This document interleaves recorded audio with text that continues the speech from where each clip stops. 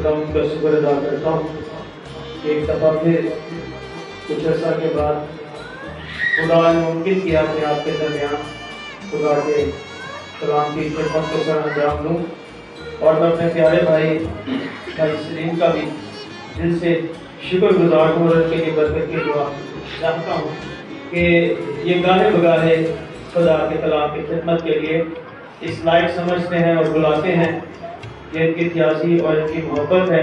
خدا ڈھیروں برکتوں سے اپنے بندہ اس کے خاندان کو نوازے اور ان کے ساتھ کو۔ جب ہم خدا ان کے مقدس کلام میں سے آج کے حصہ پر غور کرنے لگے ہیں تو دوسرا پترس 5واں باب اس کی جو 8ویں آیت ہے، اسی آیت پر تھوڑی دیر کے لیے سیکھنے کی کوشش کرتے ہیں، اور میں چاہوں گا کہ آپ اس آیت کو میرے پیچھے دہرائیں۔ تم ہوشیار اور بیدار رہو، بیدار ہو کر پڑھنا۔ تم ہوشیار اور بیدار رہو، تمہارا مخالف ابلیس گرجنے والے شیر ببر کی طرح ڈھونڈتا پھرتا ہے کہ کس کو پھاڑ کھائے۔ اور ابھی وقت ہے کہ آپ کو ہوشیار اور بیدار ہونے کا، کیونکہ ہمارا دشمن ابلیس جو ہے یہ ہم سے سونا چاندی یا پیسے نہیں چھینتا، یہ ہم سے اب کلام چھینے گا۔ اور جتنے لوگ کلام کو سنیں گے، کلام کو اپنے ذہن میں رکھیں گے، کلام کو اپنے دل میں جگہ دیں گے، اور جس طرح ڈاکو آ کر ہم سے موبائل چھینتے ہیں، پیسے چھینتے ہیں، اسی طرح ابلیس جو ہے وہ خدا کے لوگوں سے کلام چھینتا ہے، اور یہ کام وہ پہلے دن سے ہی کر رہا ہے۔ آدم اور حوا کے ساتھ جب خدا نے بات کی، خدا نے کلام کیا، اور خدا کے جانے کے بعد اگر کوئی فوراً شخص ہمارے پاس آتا ہے اور کلام کو ہمارے ذہن میں سے نکالتا ہے تو وہ ابلیس ہے۔ خدا چلا گیا، خدا کے جانے کے بعد فوراً ابلیس آیا اور اس نے آ کر کہا کیا واقعی خدا نے یہی کہا ہے؟ اور جب ان لوگوں نے دیکھا کہ یہ تو خدا کا نام لیتا ہے تو وہ سمجھے کہ یہ بھی خدا کی طرف سے ہے۔ بہت دفعہ انسان بھی ہم سے جو ہے وہ خدا کے کلام کو چھین کر لے جاتے ہیں، لیکن انسانوں کے روپ میں شیطان ہوتا ہے، کیونکہ اس کو روپ بدلنے میں ذرا سی دیر نہیں لگتی۔ اور آپ اس بات کے لیے بیدار رہیں۔ اور سلیم بھائی نے کہا تھا کہ آج ہم تھوڑی دیر کے لیے جو اس موضوع پر بات کی جائے وہ بیداری پر بات کی جائے، اس لیے اس آیت کا چناؤ کیا گیا۔ اور جب تک آپ مکمل طور پر ذہنی اور روحانی طور پر بیدار نہیں ہوں گے، کلام کو حاصل نہیں کر سکیں گے۔ اور اس بات کے لیے محتاط رہنا ہے کہ ہمارا دشمن ہمارے ارد گرد ہے، وہ اس جماعت میں موجود ہے، وہ کلام چھینے گا ان لوگوں سے جو کلام کو سنیں گے، اور بہت سے لوگوں کو وہ سلا دے گا۔ سو جاؤ تمہارے مطلب کی چیز نہیں ہے۔ کسی بھی مقام یا کسی بھی جگہ پر چلے جائیں، لوگ نہیں سوتے، خاص کر جب سوتے ہیں تو کلام میں سوتے ہیں۔ اور یہ بھی یاد رکھیں ابلیس سر پر ہاتھ لگا دیتا ہے اور سلا دیتا ہے، بیٹا سو جا، یہ تیرے کام کی چیزیں نہیں۔ اس لیے اپنے دشمن کو موقع نہیں دینا، مقابلہ کرنا ہے۔ عبادت میں نیند کا آنا گناہ نہیں، لیکن ابلیس کا مقابلہ نہ کرنا گناہ ہے۔ اور جب ہم لفظ بیداری پر غور کرتے ہیں تو بیداری کیا ہے؟ موجودہ دور میں اکثر لوگ جو کلام سے ناواقف ہیں وہ سمجھتے ہیں کہ خاص عبادتوں میں شرکت کرنا ہی بیداری ہے، اور بڑے بڑے مذہبی پروگراموں میں جانا یہ بیداری ہے، جھوم کر لہرا کر اونچی آواز میں پرستش کرنا، جو شیلی آواز میں دعائیں کرنا یہ بیداری ہے، یا جہنم کے خوف سے خوفزدہ کر دینے والے جو پیغامات ہیں ان کا دینا یہ بیداری ہے۔ اور بڑے بڑے کروسیڈ کروانا، سیمینار کروانا، ایونٹس میں کروانا یہ بیداری ہے۔ اگر ہم یہ سوچتے ہیں کہ بیداری یہ ہے تو ہماری سوچ جو ہے وہ غلط سمت میں جا رہی ہے. یہ بیداری نہیں، یہ مذہبی پروگرام ہے جن کو انسان منعقد کرتے ہیں اور انسان ہی جا کر ان میں شرکت کرتے ہیں. اور یہ غلط فہمی کا جو خطرہ ہے اس کو مول نہ لیں. اگر ان باتوں کو ہم بیداری کا نام دیتے ہیں، حقیقت میں بیداری کا مطلب ہے ہوش میں آنا، نیند سے جاگنا. بیداری کا مطلب ہے سرگرمی کی طرف لوٹنا، اپنی کاہلی، اپنی سستی کی طرف سے واپس آنا، اپنی برگشتگی سے واپس آنا اور نئے سرے سے خدا کی تابع داری کرنا. اور برگشتگی جو ہے انسان کو خدا سے دور لے جاتی ہے.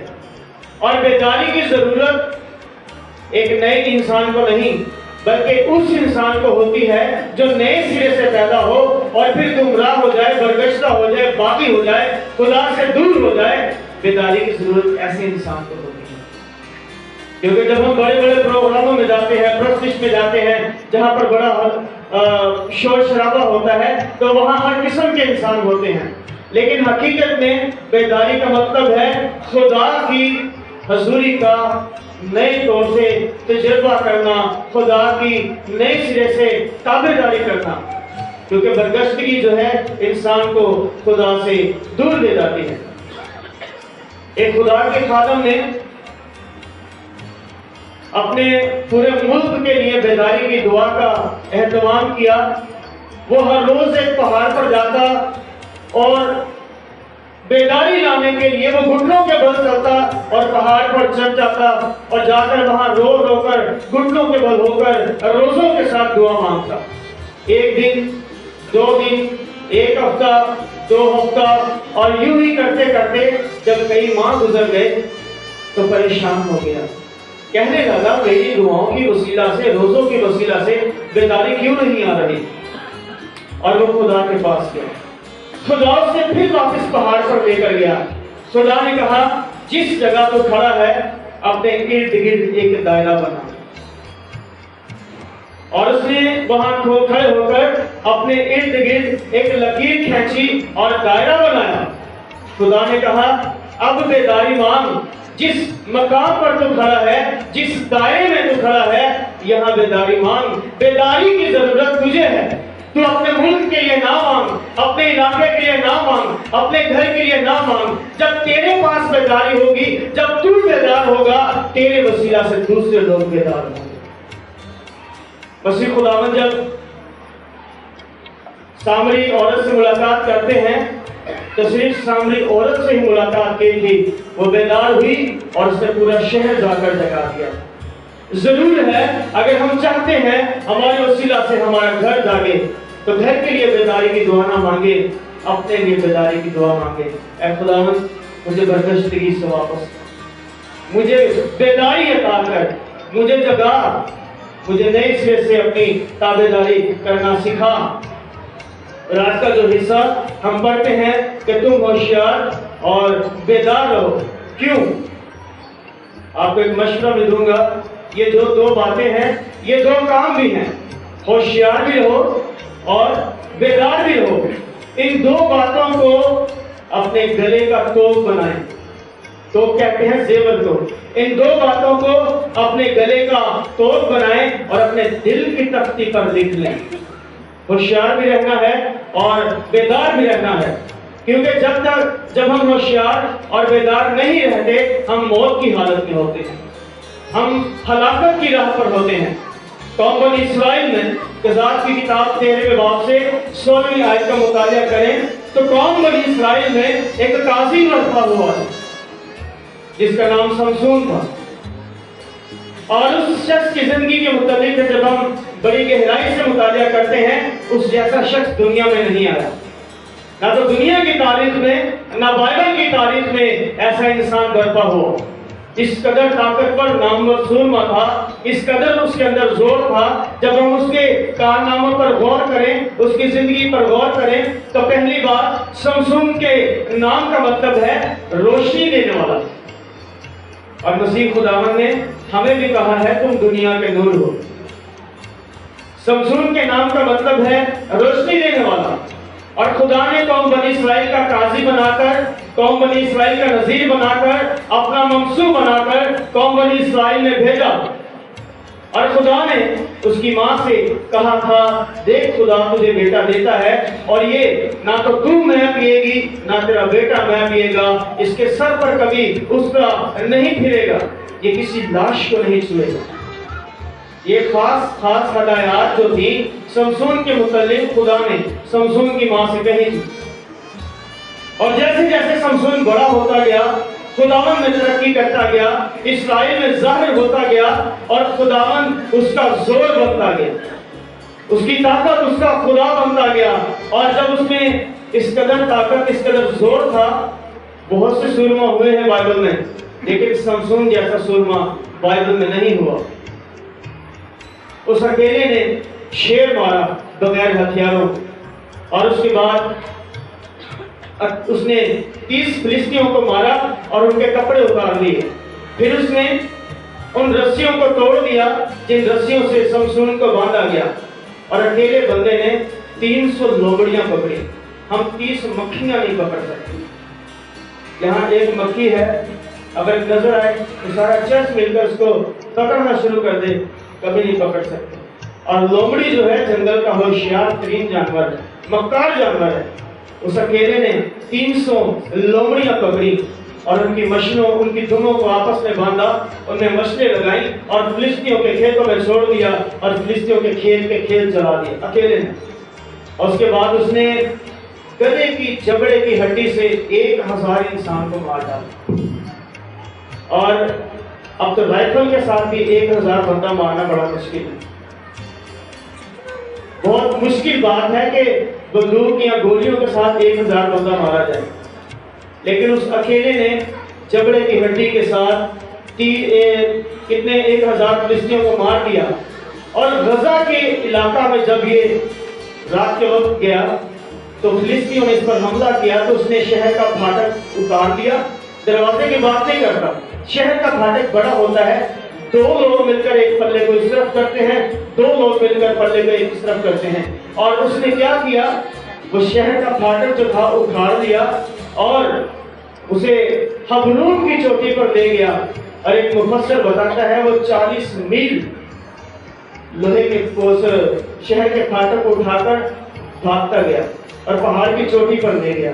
اب اس کی طاقت کا اندازہ لگا سکتے ہیں، بائبل میں کسی نے اتنا بڑا کارنامہ سر انجام نہیں دیا، مطلب خدا نے اس کو اتنا زور دیا، اتنی طاقت دی۔ پھر اس نے 3 بار جب دلیلہ نے اسے دھوکہ دیا، تینوں بار بیتوں کو اس نے توڑا، رسیوں کو اس نے توڑا۔ جب اس کے بالوں کو باندھا گیا اس نے پھر ان کو بلی سمیت ٹھوٹے سمیت اکھاڑ دیا، اور خدا نے اس کی دعا کے جواب میں زمین سے پانی کا چشمہ بھی جاری کیا۔ اور سمسون جو ہے 20 برس تک قوم بنی اسرائیل کا قاضی رہا، لیکن اتنے بڑے کارنامے کرنے کے بعد، خدا کا ممسو ہونے کے باوجود وہ بار بار گناہ میں گرتا، وہ بار بار اپنے ممسو ہونے کی حیثیت کو رد کرتا تھا۔ وہ بھول جاتا تھا میں خاص انسان ہوں، مجھے خدا نے اپنے خاص مقصد کے لیے چنا ہے، مجھے خدا نے دنیا میں قوم بنی اسرائیل کا نذیر بنا کر بھیجا ہے۔ اور سمسون جو ہے وہ بے لگام شہوانی خواہشات کا غلام ہو چکا تھا۔ پہلے اس نے تمنت کی عورت سے دوستی کی، پھر اس نے ایک کسبی عورت سے دوستی کی، اور آخر میں اس نے دلیلہ سے دوستی کی۔ اس کی جو کمزوری تھی وہ عورت تھی۔ خدا کا ممسو ہوتے ہوئے، نذیر ہوتے ہوئے، طاقتور انسان ہوتے ہوئے وہ بار بار گناہ میں گرتا تھا۔ وہ بار بار جو ہے اپنی اس شہوانی خواہشات میں گرتا تھا۔ اور تمنت کی عورت سے جب اس کی دوستی ہوئی، خدا نے اسے معاف کیا۔ جب اس نے ایک کسبی عورت کے ساتھ اپنے تعلقات قائم کیے، خدا نے پھر بھی معاف کیا۔ لیکن جب دلیلہ اس کی زندگی میں آئی تو دلیلہ کی جو گود ہے سمسون کے لیے ہلاکت کا سبب بنی۔ دلالہ کی جو گود ہے سمسون کو موت کے منہ میں لے کر چلی گئی، اور وہ جو ہزاروں ہزار پر غالب رہتا تھا، اور فلسطین سمسون کو دور کھڑے ہو کر دیکھتے تھے کہ وہ سمسون ہے، ہزاروں بھی ہوتے تو اس اکیلے انسان کی طرف لپکتے نہیں تھے، اس کی طرف جاتے نہیں تھے، ان کے پاس ہتھیار بھی ہوتے تھے، لیکن سمسون کو دیکھ کر وہ بھیگی بلی بن جاتے تھے۔ لیکن جب اس کی زندگی میں دلالہ آئی اور دلالہ کے گود میں جب اس نے سر رکھا اور سو گیا، تو دلالہ نے کیا کیا؟ اس کے سر کی ساتوں لٹیں کٹوا دی، کیونکہ خدا نے حکم دیا تھا کہ اس کے سر پر اس طرح نہ پھرے۔ جب دلالہ نے اس کے سر کی لٹیں کٹوا دی تو جب بیدار ہوا، جب ہوش میں آیا تو کیا ہوا؟ کہتا ہے نہ پہلے کی طرح جب دلالہ نے کہا کہ سمسون فلسطی تجھ پر چڑھ آئے ہیں، تو سمسون کیا کہتا ہے؟ میں پہلے کی طرح جاؤں گا، اپنے آپ کو جھٹکوں گا اور خداوند جو ہے مجھے پھر زور دے گا۔ جب بیدار ہوا، جب ہوش میں آیا تو کہتا ہے خداوند مجھے پھر زور دے دے گا، خداوند مجھے پھر طاقت دے دے گا۔ اور جب ہم 16 باب کا مطالعہ کرتے ہیں تو بڑی دکھ کی بات لکھا ہے کہ سمسون کو معلوم نہ تھا کہ خداوند اس سے جدا ہو چکا ہے، اور سمسون ساری زندگی پھر وہ غلط فہمی کا شکار رہا۔ وہ سمجھتا تھا میں خدا کا منصور ہوں، میں خدا کا خاص کام کرتا ہوں، اگر میں گناہ بھی کرتا ہوں تو مجھے کیا ہوگا؟ میں گناہ بھی کرتا ہوں تو مجھے کون سی ایسی آفت یا مصیبت گھیر لے گی؟ لیکن دلالہ کی جو گود ہے وہ سمسون کے لیے کیا ثابت ہوئی؟ اور سمسون جب نیند سے جاگا وہ طبعی موت نہ تھی، وہ گناہ کی موت تھی۔ اور سمسون جس نیند سے جاگا وہ غفلت کی نیند تھی، وہ غفلت کی نیند سے جاگا۔ اس لیے اس حصہ کو ہمارے سامنے رکھا گیا، تم ہوشیار اور بیدار رہو، کیونکہ اب بھی بہت سارے ایسے مسیحی، جیسے سمسون کے نام کا مطلب تھا روشنی دینے والا، تو مسیح خداوند نے ہم سے کیا کہا؟ تم دنیا کے نور ہو۔ ابلیس خداوند یسوع مسیح کے ان چراغوں کو بجھانے میں مصروف ہے، اور بہت دفعہ مسیحی جو ہے جیسے سمسون کی زندگی میں دلالہ تھی، اس دلالہ کی وجہ سے اس کی زندگی داؤ پر لگ گئی۔ آج بھی ہمارے بہت سے ایسے لوگ ہیں، دوست ہیں، بھائی ہیں، بہنیں ہیں جن کی زندگی میں دلالہ کی اسپرٹ کام کرتی ہے، وہ کسی نہ کسی کمزوری کے ساتھ زندگی بسر کرتے ہیں۔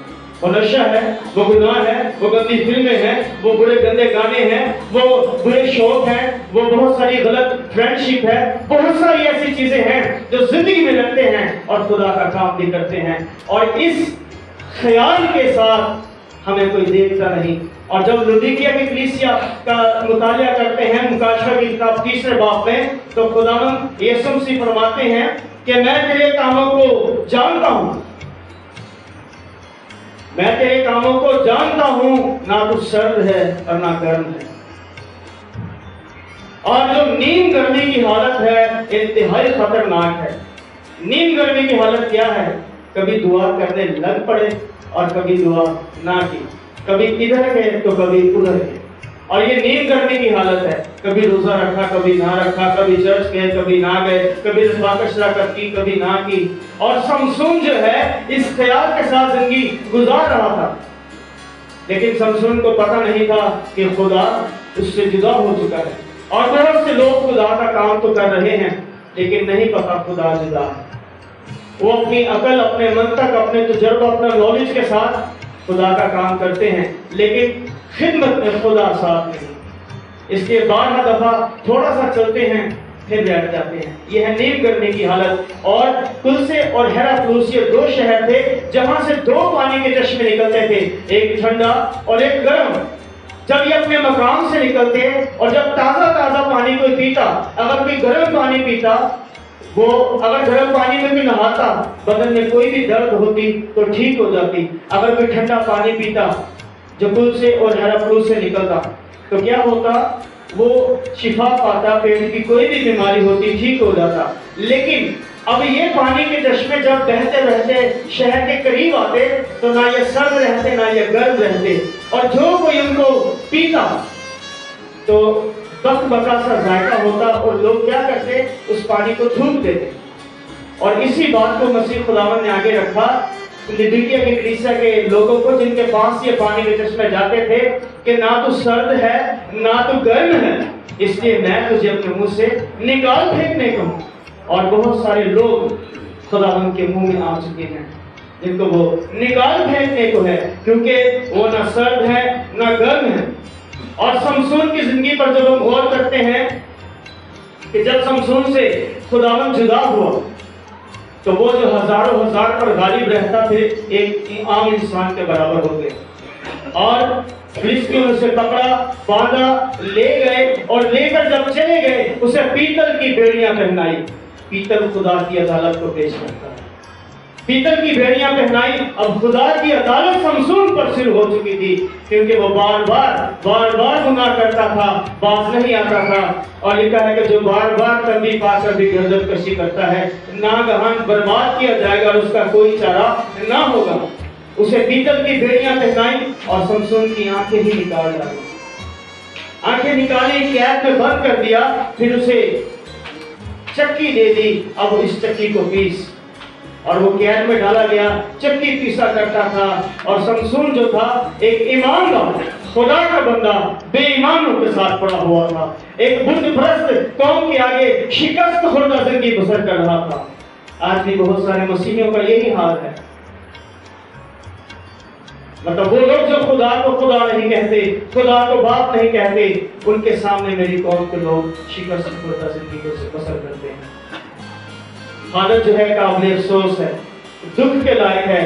اور خدا کے ایک خادم بتاتے ہیں، سی ایچ میکٹونش، وہ بیان کرتے ہیں کہ دلیلہ کی گود اس قدر مضبوط ثابت ہوئی کہ وہ جو ہزاروں ہزار پر غالب تھا، صرف دلیلہ کی گود میں سر رکھ کر کیا ہوا؟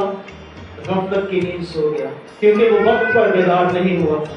پھر اسی آیت کی طرف آتے ہیں، تم ہوشیار اور بیدار رہو، کیونکہ تمہارا دشمن ابلیس کیا کرتا ہے؟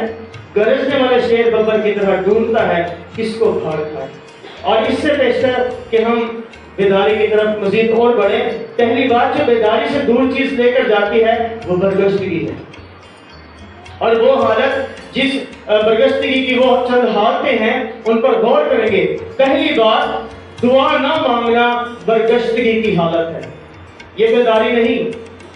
اور یہ بیداری نہیں کہ ہم زور زور سے گیت گائیں اور اتوار میں ایک عبادت کریں، کسی کنونشن پر چلے جائیں، کسی سیمینار پر چلے جائیں، اور پھر ہمیں سارا سال یا سارے مہینے نشہ رہے، ہم عبادت پر گئے تھے، ہم کنونشن پر گئے تھے۔ سب سے برا نشہ ہے اتوار کی عبادت کا، اور ایک عبادت کر کے لوگ سارا ہفتہ سناتے رہتے ہیں میں گرجے بھی گیا تھا۔ بڑا برا نشہ، اترتا نہیں ہے، 6 دن تک نہیں اترتا۔ شراب کا نشہ دوسرے دن اتر جاتا ہے، بھنگ اس کا نشہ دوسرے دن اتر جاتا ہے، لیکن جو یہ مستی ہونے کا نشہ ہے نا، یہ 6 دن نہیں اترتا۔ تو لوگ خوش ہوتے ہیں، اسی گرجے گئے اتوار میں، اسی گرجے جانے ہیں اتوار میں، کردے کی ہو، جاندے ہو، بیندے ہو، بہ کے کھلو کے گھر آ جاندے ہو، اور بھی کرتے ہو۔ دعا نہ مانگنا برگشتگی کی حالت ہے، یا رسمی طور پر دعا کرنا بھی یہ برگشتگی کی حالت ہے، اور بائبل کے پیغام کو اپنے اندر نہ جانے دینا یہ برگشتگی کی حالت ہے، اور پھر روحانی باتوں میں سنجیدگی اختیار نہ کرنا یہ برگشتگی کی حالت ہے۔ کلیسیائی عبادتوں میں سرگرمی ختم ہو جانا یہ برگشتگی کی حالت ہے۔ اور پھر جب گناہ ضمیر میں ہلچل نہ مچائے، گناہ کی موجودگی اگر ضمیر میں ہلچل نہیں مچاتی تو یہ برگشتگی کی حالت ہے، اور زندگی میں مسیح کی پاکیزگی راج نہ کرے یہ برگشتگی کی حالت ہے۔ ہر وقت روپے پیسے دھن دولت کو حاصل کرنا زندگی کا مقصد بنا لینا یہ برگشتگی کی حالت ہے، اور روحانی گیت الفاظ ہماری زبان سے ادا نہ ہونا، کلام کا ہماری زبان سے ادا نہ ہونا یہ برگشتگی کی حالت ہے، اور اچھے لوگوں کے ساتھ رفاقت رکھنے کی فکر نہ کرنا یہ برگشتگی کی حالت ہے، اور گندی فلمیں، گندے گانے، گندے الفاظوں کا اپنی زبان سے ادا کرنا، ان کو دیکھنا یہ برگشتگی کی حالت ہے، اور روحانی فرائض جو ہمیں سونپے جاتے ہیں ان کو ادا نہ کرنا، ان سے کترانا یہ برگشتگی کی حالت ہے۔ اور جب ہم روحانی طور پر خود کو مطمئن سمجھ لیتے ہیں، چرچ نہ گئے مطمئن، عبادت نہ کی مطمئن، کلام نہ پڑھا مطمئن، رفاقت شراکت نہ رکھنی مطمئن، اور جو مطمئنی ہے یہ گناہ ہے، یہ برگشتگی کی ایک بڑی خطرناک صورتحال ہے۔ اور جب گناہ کرتے ہیں خود ہی خود کے گناہ معاف کر دیتے ہیں، ٹھیک ہے بیٹا میں کی کہیں اور کیوں، یہ اپنے آپ کو تسلی دے دیتے ہیں، پہلے بھی گناہ کیا اب بھی گناہ کر لیں گے کچھ نہیں ہوگا، یہ خود کو خود ہی معاف کر دیتے ہیں اور اپنے گناہ دھلوانے کے لیے مسیح کے پاس نہیں آتے، اس کے پاک خون کو نہیں پکارتے۔ یہ بھی برگشتگی کی حالت ہے۔ کلام سن تو لینا پر کلام کے مطابق نہ چلنا، یہ برگشتگی کی حالت ہے۔ چرچ کی آواز سن لینا، خادم کی آواز سن لینا، وہ پیغام سن لینا کہ چرچ میں آؤ اور چرچ میں نہ آنا، یہ برگشتگی کی حالت ہے۔ اور اپنی زندگی میں توبہ کو کوئی مقام نہ دینا، یہ برگشتگی کی حالت ہے۔ اور ہم اس وقت اپنے آپ میں محسوس کریں کون کون سی برگشتگی کی حالتیں ہیں جو مجھ میں پائی جاتی ہیں، کون کون سی ایسی باتیں ہیں جو دلیلہ ثابت ہو رہی ہے میری زندگی میں، مجھے خدا سے دور کر رہی ہیں۔ کیونکہ دلیلہ جب سمسون کی زندگی میں آئی، سمسون سے خدا جدا ہو چکا۔ آج بھی بہت ساری کمزوریوں نے ہمارا خدا ہم سے جدا کر دیا ہے۔ اس بدن کا بنانے والا، اس ہیکل کا بنانے والا، اس مسکن کا بنانے والا گھر سے باہر کھڑا ہے اور دروازے پر دستک دیتا ہے۔ دیکھ میں دروازے پر کھڑا ہوا، کھٹکھٹاتا ہوں، کیوں؟ اندر کمزوریاں ہیں، اندر گناہ ہیں، اندر ناپاک خواہشیں ہیں۔ سمسون کو تو ایک دلالہ نے برباد کیا، ہم پتہ نہیں کتنی دلالائیں زندگی میں پال کر بیٹھے ہوئے ہیں، کتنے نشے ہمارے لیے دلالہ ہیں، پتہ نہیں کتنے برے دوست ہمارے لیے دلالہ ہیں، پتہ نہیں کتنی ناپاک جو خواہشات ہیں ہمارے لیے دلالہ ہیں، ہمارے فون، ہمارے ٹیلی ویژن ہمارے لیے دلالہ ہیں، ہمارے بہت سے بے دین رشتے دار ہمارے لیے دلالہ ہیں جو ہمیں خدا سے دور لے جاتے ہیں، جو ہمیں ہلاکت کے منہ میں لے جاتے ہیں۔ پہچانے کون سا شخص ہے، دوست ہے، شوق ہے جو میری زندگی میں دلالہ بن کر کام کرتا ہے، جو مجھے بیدار نہیں ہونے دیتا۔ اس لیے یہ جو دو باتیں، دو کام ہیں، اپنے گلے کا توق اور اپنے دل کی تختی پر لکھ لیں، ہوشیار اور بیدار ہوں۔ اگر نہیں ہوں گے تو پھر کیا ہوگا؟ خدا یسوع مسیح اپنے منہ سے نکال پھینکے گا، کیونکہ سمسون کو خدا نے بہت دفعہ موقع دیا، خدا آج بھی موقع دیتا ہے، خدا آج بھی کسی گنہگار کی ہلاکت نہیں چاہتا۔ اور بیداری کے لیے ضرور ہے کہ ہم کیا کریں، واپس اس مقام پر آئیں جہاں پر مسیح خدا کہتے ہیں تو نے اپنی پہلی سی محبت چھوڑ دی۔ واپس ہمیں اس مقام سے شروع کرنا پڑے گا۔ پہلا قدم ہے بیداری کی طرف آنے کے لیے توبہ۔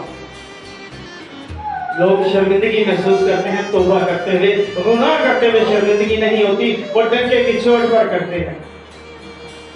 دنیا کچھ بھی کہہ دے، ماں باپ کچھ بھی کہہ دے، پاسبان کچھ بھی کہہ دے، گناہ کریں گے ڈنڈے کی چوٹ پر، شراب پئیں گے ڈنڈے کی چوٹ پر، گٹکے کھائیں گے، چرس پئیں گے ڈنڈے کی چوٹ پر، برے کام کریں گے ڈنڈے کی چوٹ پر۔ اور توبہ کا جب وقت آئے گا، میں کا بھی لوڑ ہے، میں بھی گیتا ہے۔ اور مسیح خداوند نے جب شلوح کا برج گرا تھا تو کہا تھا اگر توبہ نہ کرو گے سب اسی طرح ہلاک ہو گئے۔ سمسون کی زندگی کے اوپر غور کریں، جب وہ بیدار ہوا تو وقت گزر چکا تھا۔ ایسا نہ ہو کہ جب ہمیں ہوش آئے ان سست قواریوں کی مانند تو عدالت کرنے والا دروازے پر منصف جو ہے وہ آپ پہنچے سر پر اور ہمارے پاس موقع نہ رہے۔ پہلی بات توبہ کرنا، دوسرا کام سرگرم ہونا ہے۔ لکھا ہے سرگرم ہو، اب اپنی سستی، اپنی کاہلی، اپنی غفلت کو خیر بات کہہ، کہیں تیرے لیے دلیلہ ثابت نہ ہو، کیونکہ تو بھی دنیا کا نور ہے، تجھے میں نے دنیا کے لیے نور مقرر کیا ہے اور ہم دنیا کے نور ہیں، کیونکہ مسیح خداوند نے خود کہا تم دنیا کے نور ہو۔ اور جو غالب آئیں گے، توبہ کریں گے، سرگرم ہوں گے اور اپنی سرگرمی کو ظاہر کریں گے، ان کے لیے انعام ہے۔ لکھا ہے جو غالب آئے میں اسے اپنے ساتھ اپنے تخت پر بٹھاؤں گا، جس طرح میں غالب آ کر اپنے باپ کے ساتھ تخت پر بیٹھ گیا۔ جس کے کان ہوں وہ سنے کہ روح کلیسیاؤں سے کیا فرماتا ہے، روح کلیسیاؤں سے فرماتا ہے۔ اور لکھا ہے جس کے کان ہوں وہ سنے، کان تو ہم سب کے ہیں، لیکن سننے والے کان ہر کسی کے نہیں، اور جو کان یہاں پر بتائے گئے ہیں وہ شاگرد کے کان ہیں۔ جس کے پاس شاگرد کے کان ہیں وہ مسیح کو، روح القدس کو اپنا استاد مان کر اس کی آواز کی تابعداری کرتا ہے۔ اگر ہماری زندگی کسی ایسی دلالہ کی زرد میں ہے تو غور کریں، سوچیں، اسے خیر بات کہہ دیں۔ وہ کوئی بھی کمزوری ہے، شوق ہے، دوست ہے جو ہمیں خدا سے دور لے کر جاتا ہے، ورنہ پھر انجام کیا ہوگا؟ تباہی، بربادی، ہلاکت۔ پھر خدا عدالت شروع کرے گا۔ خدا نے شمشون کو بہت موقع دیے، خدا نے اسے قوم بنی اسرائیل میں بھیجا، اس کے نام کا مطلب تھا روشنی دینے والا، اور ہمیں ڈائریکٹ خدا نے کہا تم دنیا کے نور ہو اور تمہاری روشنی آدمیوں تک پہنچے۔ ہماری تاریکی کے کاموں کو دنیا نہ دیکھے، بلکہ ہمارے وہ کام جو ہمیں اندر سے روشن کرتے ہیں، ہمارے کاموں سے دنیا بھی روشن ہوگی، اور یہی ہماری زندگی میں بیداری لانے کا ایک سبب بنتا ہے۔ جب ہماری کمزوریاں دور ہونا شروع ہو جاتی ہیں، جب ہم توبہ کی طرف آتے ہیں، جب ہم نئے سرے سے اپنے زندہ خدا کی تابعداری کرنا شروع کر دیتے ہیں، اور خداوند یسوع مسیح کی ایک ایک الفاظ، ایک ایک بات جو ہے وہ اٹل ہے، وہ تبدیل نہیں ہو سکتی، کیونکہ وہ کل، آج، بلکہ ابد تک یکساں ہے۔ اگر وہ عزت کی کلیسیا کے فرشتہ یعنی بشپ اور بڑے پاسبان کو یہ کہہ سکتا ہے، ہم تو پاسبان بھی نہیں، ہم بشپ بھی نہیں، ہمارے پاس کوئی اونچا عہدہ یا مرتبہ بھی نہیں، تو ہماری کیا حالت ہے؟ ہمیں سوچنا ہے، غور کرنا ہے، ورنہ شمشون کی زندگی کے انجام پر غور کریں، کیونکہ ابلیس جو ہے وہ خدا کے ہر بیٹی اور بیٹے کو ہلاکت کے منہ میں لے کر جانا چاہتا ہے۔ خدا ہمیں خوشحال دیکھنا چاہتا ہے، اور ابلیس کیا چاہتا ہے؟ ہم بدحال ہوں۔ خدا ہمیں اپنے بیٹے کے ہم شکل دیکھنا چاہتا ہے، ابلیس ہماری شکل بگاڑنا چاہتا ہے۔ خدا ہمیں جنگجو دیکھنا چاہتا ہے، ابلیس ہمیں ہمیشہ مظلومی دیکھنا چاہتا ہے۔ جدو آؤ دعا کرو، جدو دیکھو دعا کرو، کبھی سیمینار پہ، کبھی اس کنونشن پہ شفایہ دوائیہ یہ بات کو کہنا کہا ہے، اور میں کہتا ہوں شفایہ دوائیہ وہ تاجر یا سرما ہے جو عوام کی آنکھوں میں لگا کر ان کو اندھا کیا جاتا ہے۔ لوگ بھاگ کر جاتے ہیں، لیکن جب جہاں کہیں سیمینار ہو، کلام ہو یا کلام کے لیے دعوت دی جائے، تھوڑے سے لوگ ہوتے ہیں، کیونکہ لوگوں کو کلام نہیں چاہیے۔ کلام اندر سے مضبوط کرتا ہے، شفا باہر سے مضبوط کرتا ہے۔ تو کون سی چیز کا کارآمد ہے؟ جو اچھا ہے وہ نہ لے، جو ضروری ہے وہ لے، جو ضرورت ہے اسے اپنی زندگی کا حصہ بنائیں۔ کلام ہماری ضرورت ہے، اور پولس کہتا ہے خدا کا کلام جو روح کی تلوار ہے لے لو، تاکہ جب ہتھیار تمہارے پاس ہو تم اپنے اندر کی جو جڑی بوٹی ہے، ناپاک خواہشیں ہیں، سوچیں ہیں، ان کو خود ہی کاٹتے رہو اور باہر پھینکتے رہو۔ خدا اس کلام پر غور کرنے کا بڑا بھاری فضل عطا کرے۔